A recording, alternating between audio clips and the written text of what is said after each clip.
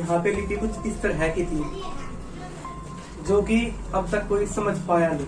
जैसे ये एग्जाम्पल के तौर पे हम आपको दिखा रहे हैं, इस तरह की लिपि को अब तक कोई पढ़ नहीं पाया कि ये किस चीज को इंडिकेट करती है। मैंने लगभग आज से 10 साल पहले से अनुभव किया है राखी गढ़ी को लेकर कि राखी गढ़ी क्यों है, ऐसा किस कारण हुआ है, उन चीजों को थोड़ा ढूंढने की कोशिश की है।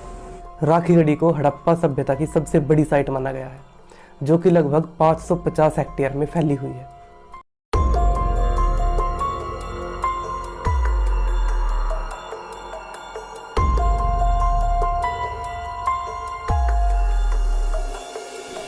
दो गांव को इकट्ठा करके एक गांव बनता है राखी और गढ़ी। एक है राखी शाहपुर और एक है राखी खास। राखी गढ़ी की अगर हम खोज का नाम लेंगे तो हमारे डॉक्टर सूरज मान जी है, कुरुक्षेत्र यूनिवर्सिटी से आर्कियोलॉजी के प्रोफेसर हैं, जो सबसे पहले 1963 के आसपास डॉक्टर सूरज मान जी ने इसकी खोज की थी। सर आज के दिन आपने देखा होगा कि जो है ना एक योगी की जो मुद्रा है, योगी की मुद्रा में कि नतमस्तक करते हुए जैसे नमस्ते करते हैं, इस प्रकार से एक टेराकोटा की ये मूर्ति मिली है, इसको पकाया गया है। आज के दिन ये बहुत ही सोशल मीडिया पे प्रचलित है, इसको योगी की मूर्ति भी बोलते हैं, व्यू किया है तो इसको मान सकते हैं कि ये नर्तकी वगैरह है जो हमारी हड़प्पन मूर्तियां हैं उनके लेवल की मूर्ति है। क्योंकि राखी गढ़ी पर ऐसी मूर्ति मिलना भी एक सौभाग्य की बात है।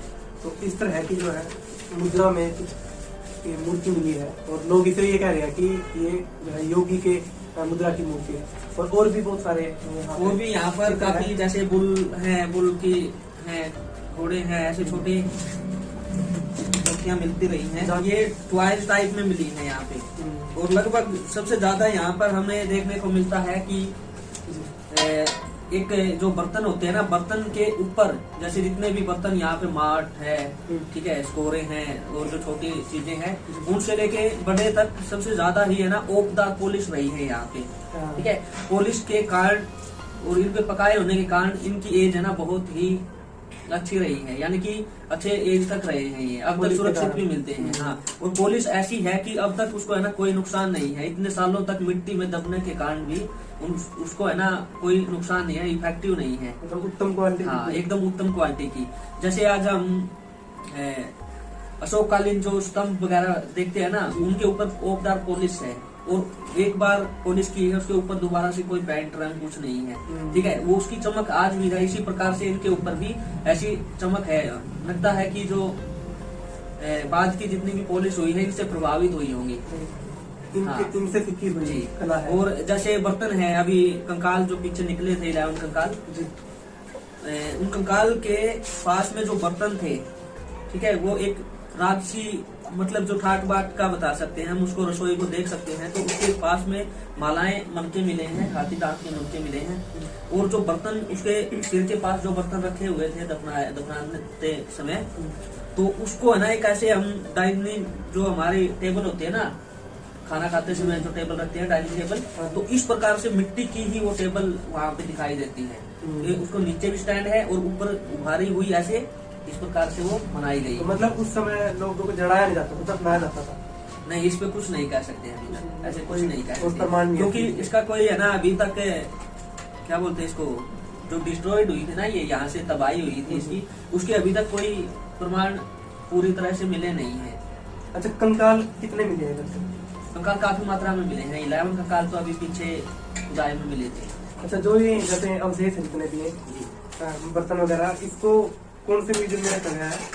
अभी इनको national museum of modern art gallery Delhi में रखा गया है। अच्छा अच्छा। हाँ, अगर किसी को ये है कि देखना है तो वहाँ पे विजिट कर सकते हैं। और हाँ, एक और इन्फॉर्मेशन के लिए आपने बताया कि यहाँ पे भी म्यूजियम बनना शुरू हो चुका है और जैसे ही म्यूजियम तैयार होगा वो जितना भी सामान है वो यहाँ पर रख दिया जाएगा।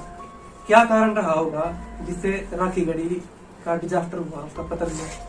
जैसे सर टिला नंबर 4 है, 4 के ऊपर आप विजिट करोगे, आपको वहाँ पे ऐसे लकीरें मिलेंगी। अगर थोड़ा भी अगर हम उसकी तरफ ध्यान देते हैं तो उससे अलग ही महसूस या पता चलता है कि यहाँ पर पानी की लेयर है। एक अगर आप लेयर देखोगे, वहाँ लेयर बाई लेयर ऐसे मिट्टी का हाँ, अलग अलग मिट्टी की लेयर है। एक तरफ आप देखोगे कि यहाँ पे बिल्कुल ही पानी की लेयर है, साथ में आप देखोगे कि यहाँ पे मिट्टी का रंग ही रेड टाइप है, कोई क्रांति भी हो सकती है। और आप देखोगे एक साइड में बिल्कुल राख, ठीक है, राख से ही तो राखी गढ़ी बना है, राख का टीला था। तो इस प्रकार से वहाँ पे आप अभी तक ठोस प्रमाण ये नहीं मिला है कि इस वजह से यहाँ पे तबाही हुई थी। अच्छा, कई लोग ये भी कहते हैं कि पुराने समय में गांव के चारों तरफ मिट्टी के बड़े बड़े टीले लगा देते थे, तो कुछ कह रहे थे कि हो सकता है कि बाढ़ आने से वो सारी मिट्टी गांव के पड़ जाएगी। हाँ, ये हो सकता है सर, क्योंकि बाढ़ के भी काफी चांस होते हैं, बाढ़ वगैरह से भी डिजास्टर काफी होता है। और ये हो सकता है क्योंकि एक प्रकार से ऐसा तो है नहीं कि मिट्टी एकदम से उबली है, हो सकता है कि बाहर से बहकर भी आई। तो कुल मिला के यहाँ पर 1 से लेकर 9 तक टीले हैं। जी सर। और एक ये कौन सा टीला है जिसपे गाँव के कुछ घर बसे हुए हैं? सर टीला नंबर 3 और नहीं, टीला नंबर 4 के ऊपर है मकान, 4 के और 5 के ऊपर मकान। हाँ, 5 बिल्कुल ही कंप्लीट मकानों से है, और जो 4 नंबर है उसके ऊपर है, उस पे मकान है, कुछ खाली है। और कितने टीलों पे खुदाई हो चुकी है सर? अभी तक 3 टीलों 5 टीलों पे खुदाई हो चुकी है। जैसे खुदाई करते हैं उसके बाद वापस ऐसे मिट्टी रख देते हैं पॉलिथीन लगा के, ताकि दोबारा से इतनी मेहनत ना करनी पड़े।